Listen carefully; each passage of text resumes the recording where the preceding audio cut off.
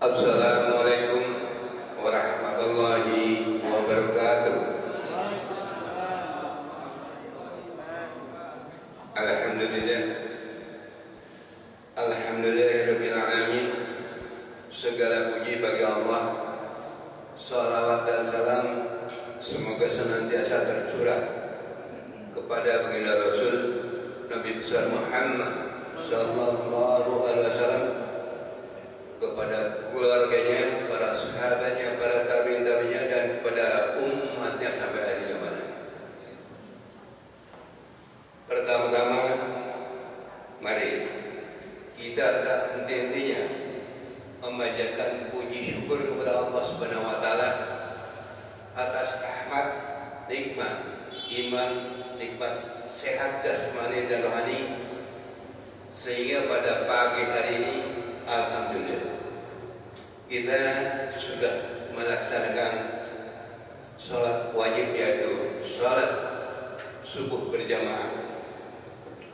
Dan tentunya saat ini kita alhamdulillah sudah melaksanakan saum selama 12 hari, dan alhamdulillah pada saat ini kita ada di tahapan kedua, yaitu tahapan Allah akan memberikan ampunan. Dengan adanya maghfirah ini, tentunya kita harus lebih giat lagi untuk memohon dan mohon kepada Allah Subhanahu wa taala. Dan untuk sisa yang akan datang, semoga kita diberi kekuatan dan akan lebih baik lagi. Jemaah ala berkah yang dimuliakan Allah Subhanahu wa taala. Dalam kesempatan ini saya akan menyampaikan tentang cucu yang bawel dan cerdik. Tentunya cucu ini masih usia balita. Sehubungan dengan cucu tentunya ada kakeknya. Cucu ini pada umumnya sangat dekat kepada kakeknya. Karena apa? Si cucu ini oleh kakeknya sangat disayang, beda dengan orang tuanya. Karena cucu ini sangat disayang, si kakek ini nggak pernah memarahi atau mencubit. Itu nggak bisa kalau kakeknya. Jadi otomatis si cucu ini dekat dengan kakeknya. Tidur pun dengan kakeknya. Nah, si kakek ini banyak mau tidur itu biasanya dongeng dan dongeng. Pada suatu malam mau tidur, sang cucu bertanya kepada kakeknya, kakek kok banyak sholatnya? Ya di masjid, ya di rumah, ya pagi, ya tengah malam, kakek banyak sholatnya. Apa sih artinya sholat, kek? Nah, si kakek berhenti sejenak, tidak langsung menjawab, berpikir. Oh iya, dengerin dengan baik. Sholat ialah berhadap hati kepada Allah sebagai ibadah dalam bentuk beberapa perkataan dan perbuatan yang diawali dengan takbir dan diakhiri dengan salam menurut syarat yang telah ditentukan oleh syariat. Oh iya. Terus kalau banyak sholat itu masuk surga enggak? Kata kakeknya, belum. Kalau ingin masuk surga itu harus satu paket. Oh iya, apa paketnya, kek? Begini. Dalam hadis Abu Umamah Al-Bahili, beliau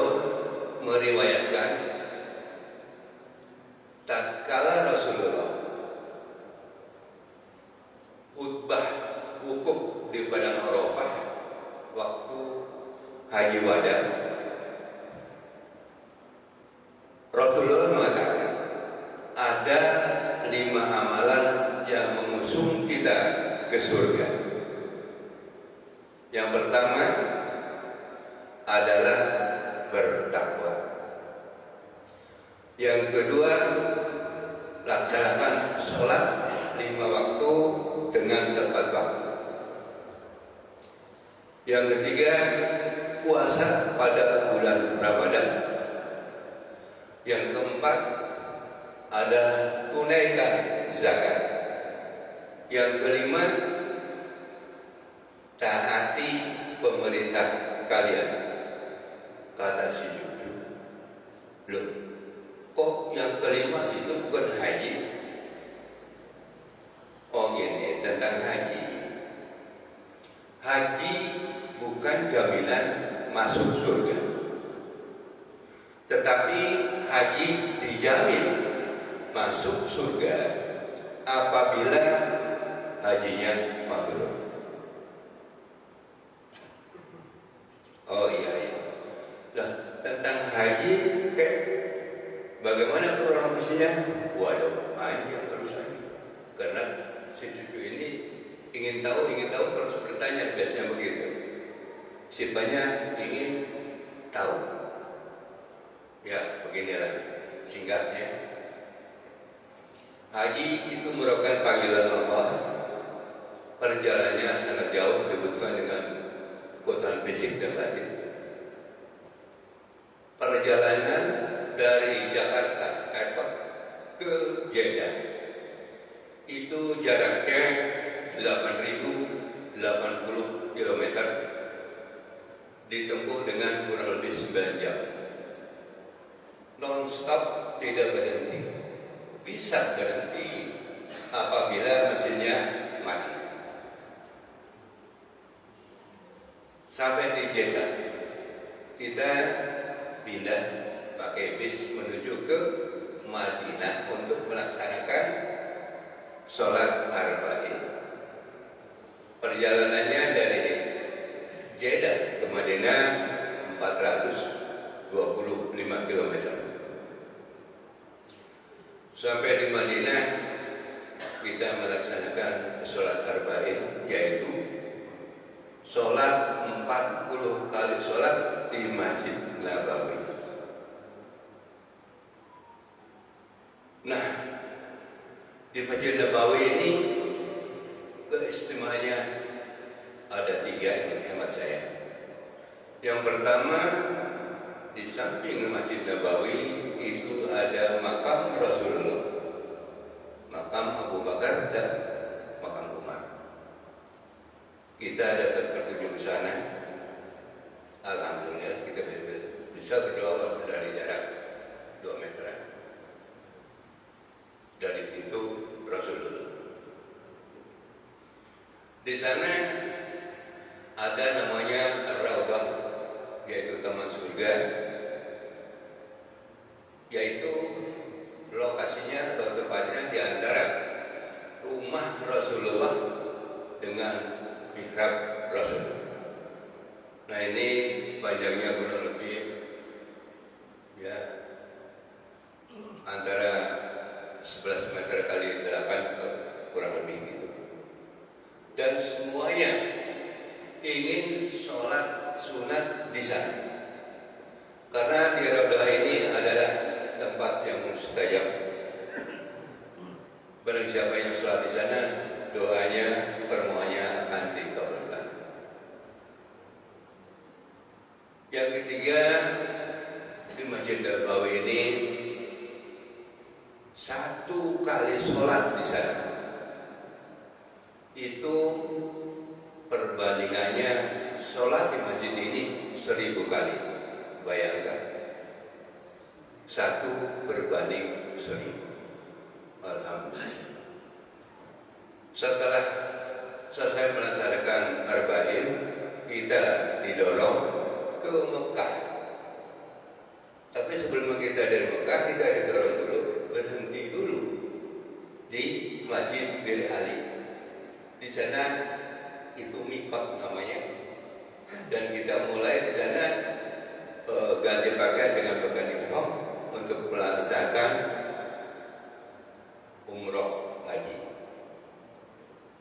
Setelah dari Bir Ali, kita sholat dulu di Masjid Bir Ali 2 rakaat, langsung kita berangkat menuju Mekah. Perjalanannya dari Madinah ke Mekah 450 km. Sepanjang jalan kita harus membaca talbiyah. Labbaik Allahumma labbaik, labbaik la syarika lak labbaik, innal hamda wa ni'mata lakal mulk la syarika lak.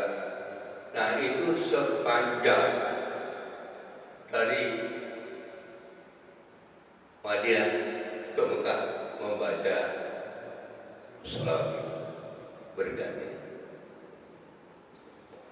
Sampai di Mekah masuk ke Makkah, setelah itu turun menuju Masjidil Haram untuk melaksanakan umroh. Di sana rombongan turun masuk langsung dihadapkan ke Ka'bah, dan di sana kita mengikuti untuk sa'i namanya. Kita memutari Ka'bah 7 kali putaran. Setelah 7 kali putaran, kita naik ke atas. Itu kita adakan sa'i, yaitu kita berjalan dari Bukit Safa ke Marwah sebanyak 7 kali. Setelah itu keluar langsung tahallul, yaitu gunting rambut. Untuk laki-laki minimal 3 lembar. Untuk perempuan ujung rambutnya dipotong sepanjang ruas jari. Dari situlah berarti umroh sudah selesai. Itu namakan umroh sebelum haji. Di samping itu tentunya di dalam Masjidil Haram, Allah menurunkan 100 rahmat, yang 60 diberikan kepada yang sedang tawaf,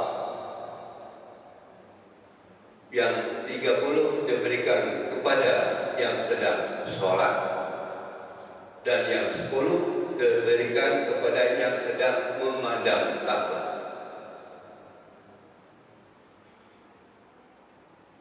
Nah, dengan itu semuanya jamaah menunggu untuk wukuf, dan kita jamaah di sana semua kumpul di sana. Waktu itu Masjidil Haram hanya muat 1 juta orang, dan sekarang sudah bisa 2 kali lipat, tentunya ada relokasi. Setelah itu tentunya kita hanya sholat dan sholat, kembali ke Makkah, sholat dan sholat. Alhamdulillah. Dan untuk keistimewaan di Masjidil Haram itu, di samping tadi kita mendapatkan rahmat banyak, di samping itu juga sholat di Masjidil Haram itu dilipat gandakan 10 kali daripada di Madinah. Berarti sholat di Masjidil Haram 1 kali, di sini harus sholat 10.000 kali. Itu perbandingannya. Dan di sana dekat Ka'bah itu alhamdulillah ada air Zam-Zam, yaitu peristiwa Siti Hajar dan Ismail. Nah, setelah kita mendekati wukuf tanggal 9 Zulhijjah, tanggal 8-nya kita didorong ke Padang Arafah.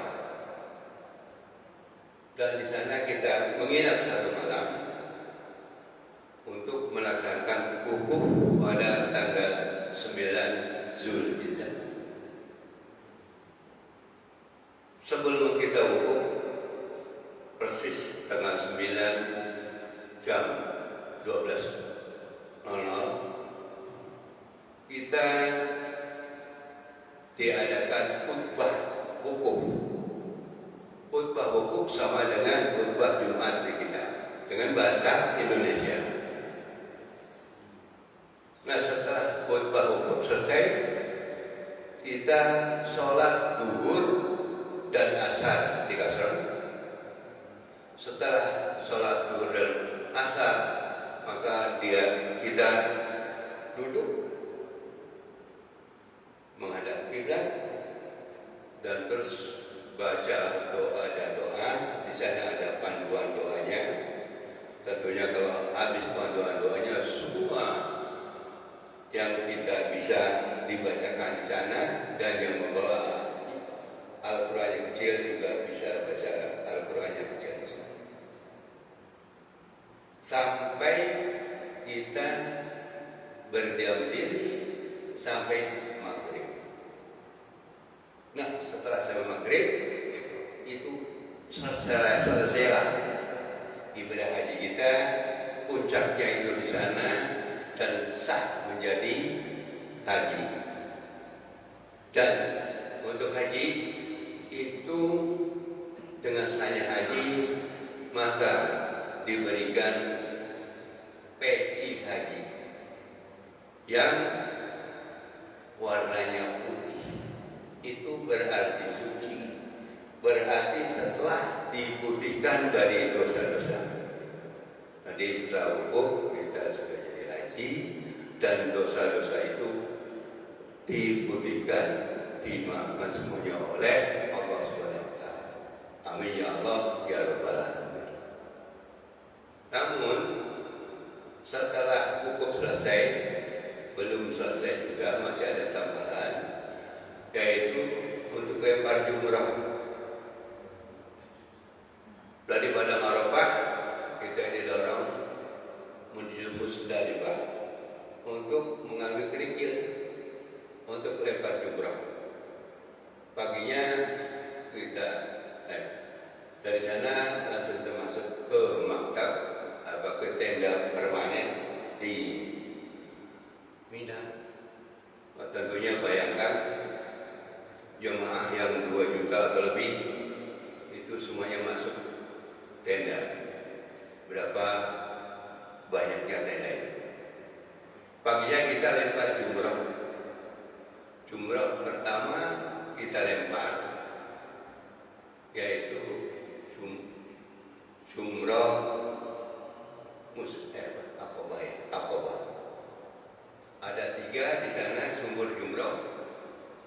Dan esok paginya kita lempar 3-3-nya, Pulau Wusta dan Aqabah. Setelah itu selesai ya, kita kembali ke Mekah, persiapan untuk kembali ke Indonesia. Tadi kita bahas tentang Rasulullah sedang khutbah Haji Wada. Haji Wada itu apa sih? Haji Wada adalah haji yang pertama dan terakhir. Jadi Rasulullah ini hajinya cuma 1 kali. Nah, kenapa tidak beberapa kali? Kalau beberapa kali hajinya, kasihan jamaah. Jadi haji ini cukup 1 kali seumur hidup. 1 kali seumur hidup itu yang wajib. Adapun yang 2-3 kali itu termasuk sunnah. Itulah tentang haji dan tentang cucu yang bawel dan cerdik. Mudah-mudahan bermanfaat bagi kita, dan saya khususnya kepada Bapak Ustadz, saya bukan pendai. Di sana kami banyak kekurangan, tentunya kami mohon maaf atas segala kekurangan.